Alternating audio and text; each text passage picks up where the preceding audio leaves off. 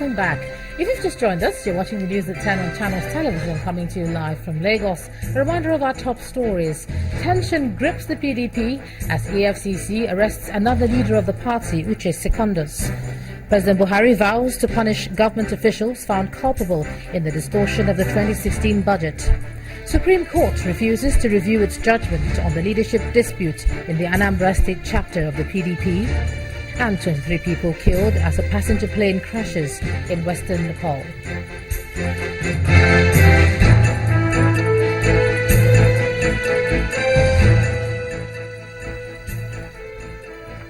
A quick reminder now that all our top stories are on our website, channelstv.com, and on youtube.com/channelsweb. And do visit m.channelstv.com to view us live on your mobile device. You can also download the Channels TV app for Android, iOS and Windows phones from their respective stores. And we urge you to interact with the Eyewitness feature in the Channels TV app. If you have pictures or videos to share with us, tap the app on your device, swipe to reveal the Eyewitness menu and follow the instructions. Airtel, the smartphone network. All right, now we can share with you some of those pictures that came into our portal. And let's begin with this one from Victoria Island here in Lagos State, where the picture of a young man making an aquarium. Our Eyewitness reporter says he also teaches fishery to school pupils. And from Aja Ado Road, also in Lagos, comes this image showing vehicles which our Eyewitness reporter say was involved in sand mining. He says the act is affecting the road badly and causing hardship on residents, and he wants the government to look into it. Next is this from Abuja, the Federal Capital Territory, showing an accident scene. Our Eyewitness reporter says the accident involved a construction company truck and a car. Thankfully, there were no casualties. From Wuse, also in Abuja, comes this picture showing people our Eyewitness reporter say are having to return from work on a truck. Finally is this picture from Sebongeri in Bauchi State. Our Eyewitness reporter says fuel price is now 110 naira and he wants the Department of Petroleum Resources to do something about it.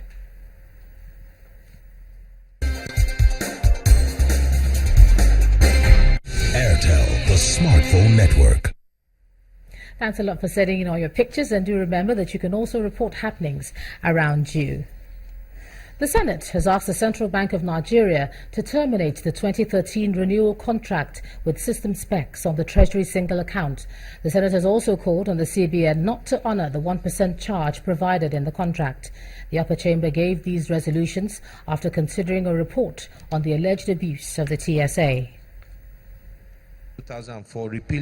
On December 11, 2015, a federal lawmaker at the Senate plenary raised an alarm at the appointment of a private firm to mop up government revenue from ministries, departments and agencies into the Treasury single account as a gross violation of Section 162, subsection 1 of the 1999 Constitution and the Banks and Other Financial Institutions Act.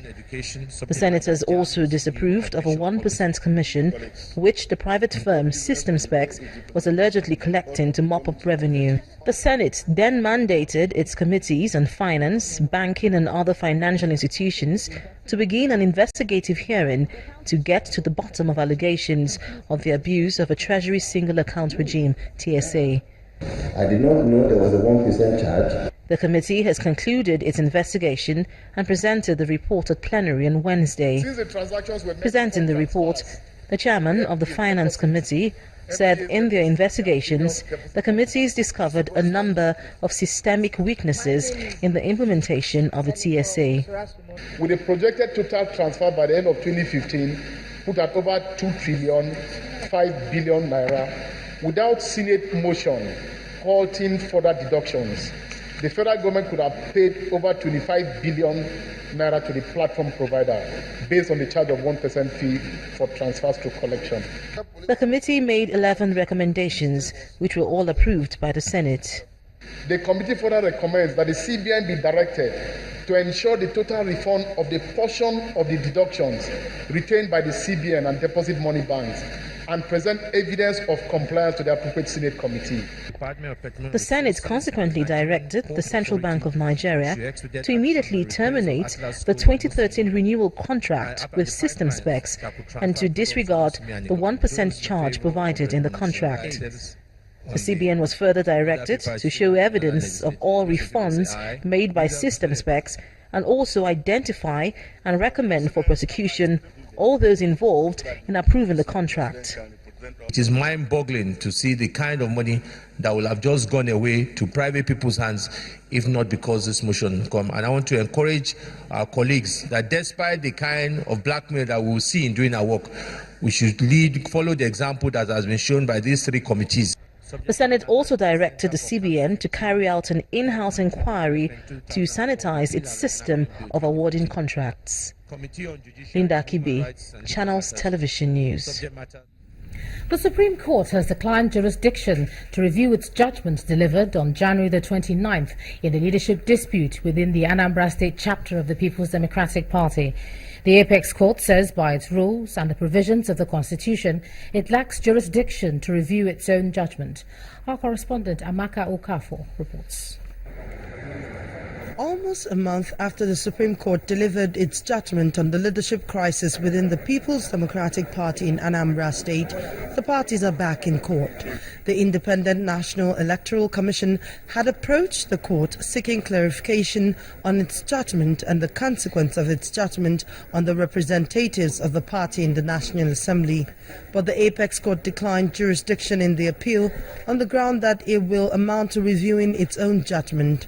In the lead judgment delivered by Justice John Okoro and unanimously endorsed by the five-man panel of the court held that Order 8, Rule 16 of the Supreme Court expressly states that the court shall not review its judgment once given, except there is a clerical mistake or a slip, which in this case never happened. Besides, the court held that what was brought before it was the issue of the leadership of the PDP in Anambra State and not on the implication of the elections that was conducted thereafter.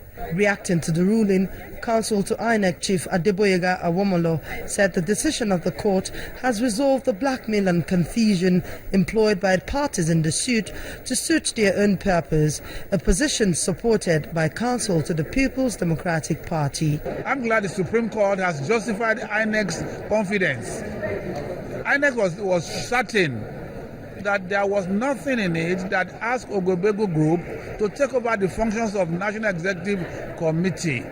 For PDP, we got what we needed, and that is to have the court make a pronouncement as to whether the judgment they delivered had anything to do with substituting representatives at the Senate and at the House of Representatives. So it puts paid to the fact that nothing has changed. Counsel to the Ejike Ogwebego-led faction, however, said that the ruling has cleared the way for his client to benefit from the judgment. The Supreme Court had pronounced and validated and upheld the judgment of the Federal High Court in this matter. So what is left for us now is to go and take benefit of that judgment. While the court declined jurisdiction in hearing the substantive suit, it did make it clear that there is no confusion in the judgment it delivered on the 29th of January 2016. But parties in the suit have decided to make out their own interpretation of its ruling.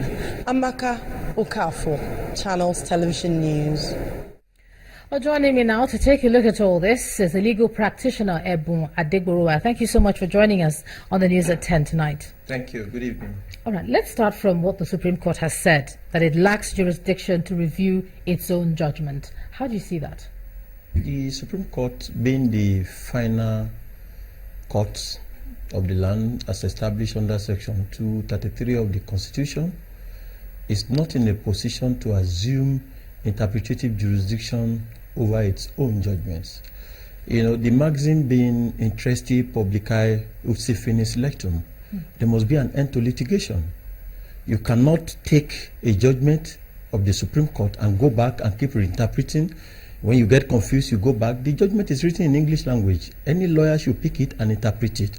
And the reason why we're in this seeming confusion is because the lawyers are divorcing the true facts of the matter from the public. In 2012, PDP conducted state congresses all over Nigeria, and Ogwebego emerged as the chairman of Anambra State. Somehow along the line, Emeka also declared himself as chairman of another committee and seems to enjoy the support of the national PDP. So Ogwebego went to court to assert his authority. And the court made an order that parties should maintain the status quo ante bellum. That means that he should continue to function as a recognized leader of the ESCO in Anambra State because INEC supervised his own primary. Meanwhile, PDP appealed against that judgment, that order for parties to maintain the status quo. In the course of hearing that appeal, PDP set up a caretaker committee to supervise Anambra State.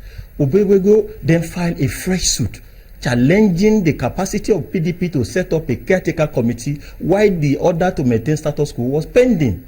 It is that caretaker committee suit that eventually got to the Supreme Court. So there was nothing for Supreme Court to decide on whether candidates had been fielded, whether candidates had not been fielded. It was not part of that judgment. Some lawyers say that perhaps they should have gone to a lower court first, that the problem is that they went directly to the Supreme Court for interpretation. What do you say about that? I think the challenge now is that the substantive suit is still pending in the lower court. So it's now for parties to go back to the lower court to address the main suit as to who between Ogwebego and Emeka is the real and authentic leader of the PDP in Anambra State. But those who have been elected, their names are not on the judgment, they are not parties to the suit. A judgment is specifically against those who are parties in the suit. No court gives judgment against the whole world. So you cannot take a judgment and enforce it against those who are not parties thereto, because they can't be bound by that judgment since they were not parties to the case. So I think what the parties should do in this case is to go back to the High Court and then conclude the hearing of the matter, and the court will make a clear pronouncement as to whose entitlement lies where and what can be done. Yes, that was going to be my next question, because as it is, those who are representing Anambra in the Senate are still there. So are we going to end up in court, going back to court for those who are still aggrieved and feel they are the ones who should be in there? I'm afraid if they want to derobe those who are representing Anambra, either in the Senate or the House of Representatives, their names have to be included as parties to the suit, and then there have to be reliefs specifically targeted towards removing them because they were not fielded by Ogwebego's faction of the Anambra PDP. That's the only way. Otherwise, you can't interpret the judgment by deductions, by implication, because the way you can interpret a judgment is either to commence a contempt proceedings or indeed have specific pronouncement that can be enforced. Other than that, we cannot use logical deductions to interpret a judgment. In terms of what the Supreme Court have done, this particular pronouncement, is it rare or it's not unusual? No, it's regular. In many instances in the past, the Supreme Court has always maintained the position that once a judgment is delivered, it's final. You don't go back to that court to seek interpretation. What you can do is to correct clerical mistakes. Maybe in the course of typing, they ought to put D, they put A, you could correct those things. But to ask the Supreme Court to give you an interpretation of a judgment well delivered, it's never happened in the history of the Supreme Court. All right, and we are glad that they have maintained that precedent. Legal practitioner Mr. Ebun Adegboruwa, thank you so much for sharing your thoughts with us on the News at 10 tonight. Thank you. And when the News at 10 returns, MTN says it's paid $251 million as part of the $3.9 billion fine imposed on it by the NCC. Do join us again.